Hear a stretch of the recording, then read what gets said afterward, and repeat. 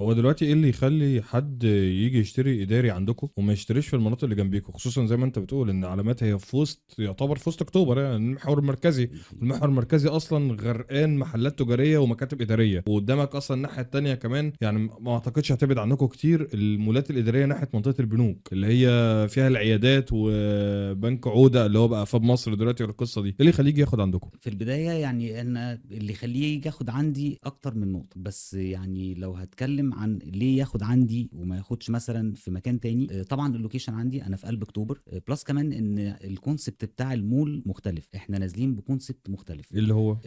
فكرة المباني المستدامة، إحنا في أكتوبر ما عندناش المولات اللي زي بعض المولات اللي موجودة مثلا على محور 26 يوليو. إحنا عندنا المولات دايما في أكتوبر هتلاقيها أرضي أول تاني تالت رابع، لا إحنا أرضي وتسع أدوار. يعني المشروع عندي جي بلس 9، على مساحة 10000 متر، إحنا بانيين على مساحة بنائية 40% وال 60% خدمات. أنا مهتم كمان قوي بالخدمات، يعني الفاسيلتي اللي عندي في المشروع ما أعتقدش إن أنت ممكن تلاقيها في أي مول في أكتوبر، وده الكونسبت اللي إحنا بنعمله. يعني إحنا بنعمل منتج مختلف في منطقة أنت بتشتري النهاردة معايا وإحنا لسه بنطرح المشروع. المنطقة دي الترافيك بتاعها موجود من دلوقتي، لأن أنت فعلا قريب من كل الخدمات اللي دي حواليك. حقيقة فعلا. انت كل المناطق المهمه، سيان التعليميه، سيان الطبيه، سيان السكنيه، انت مخليك سنتر في قلب اكتوبر.